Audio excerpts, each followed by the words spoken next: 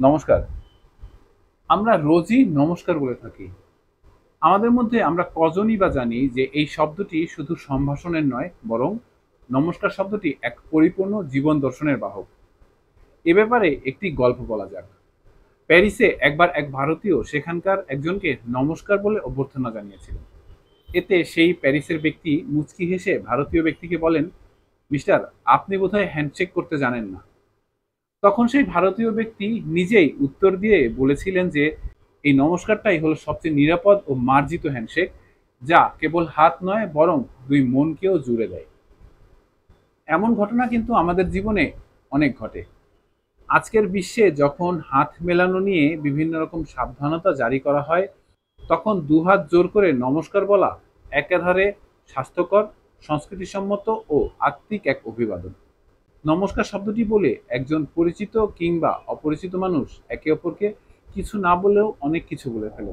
এই নমস্কার শব্দটি এসেছে কিন্তু সংস্কৃত ভাষা থেকে, যার মূল হলো নম যোগ কার। অর্থাৎ এখানে নম মানে হচ্ছে শ্রদ্ধা, নমন বা প্রণতি, আর কার হলো সেই শ্রদ্ধাবাচক প্রত্যয় যা এই কর্মকে মর্যাদা দেয়। আমি আপনাকে প্রণাম জানাচ্ছি, নমস্কারের অর্থ হলো এটাই।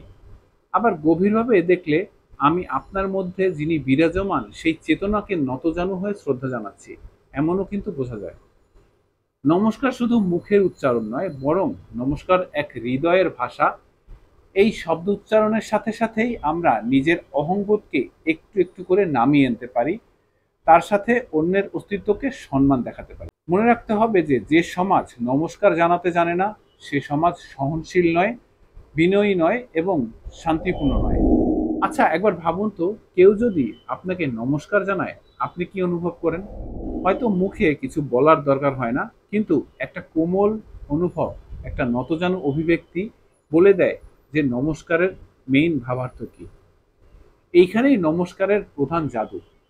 দুই হাত জোর করে আমরা যখন নমস্কার বলি, তখন সেটা শুধু শরীরের ভঙ্গি নয়, বরং সম্মান প্রদর্শনের একটি প্রতীকী সংকেত।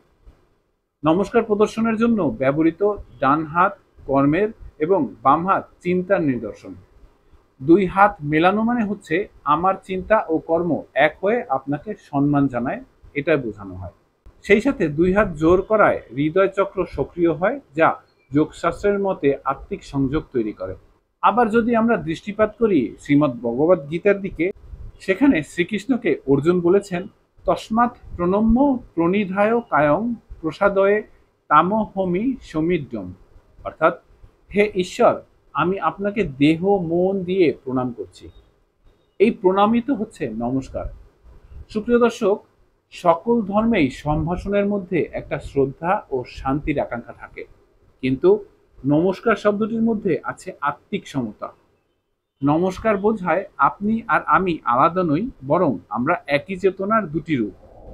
নমস্কার শব্দটির মাধ্যমে যে সমানুভূতির বহিঃপ্রকাশ হয়, পৃথিবীতে খুব কম শব্দেই এমন প্রকাশিত হতে পারে। এই ক্ষেত্রে কিন্তু আমি আর একটা গল্প বলতে পারি। একবার এক গুরু তার শিষ্যকে বলেন, আজ তুমি 100 জনকে নমস্কার করে আসো, আর দেখো কি ঘটে। শিষ্য গুরুকে একটু প্রশ্ন না করে বেরিয়ে পড়ল। রাতে ফিরে এসে গুরুজিকে বলল, গুরুজি, আমি তো অনেক শান্তি পেয়েছি, যেন প্রতিটি নমস্কারের মাধ্যমে আমি নিজের অহংকে ত্যাগ করছিলাম। ঠিক সেরকম ভাবে নমস্কার মানেই তো আত্মাকে নমন করা। তাই বলা যায়, নমস্কার কেবল ভদ্রতার বুলি নয়, বরং নমস্কার এক দর্শন, এক বোধ, এক আত্মিক আচরণ।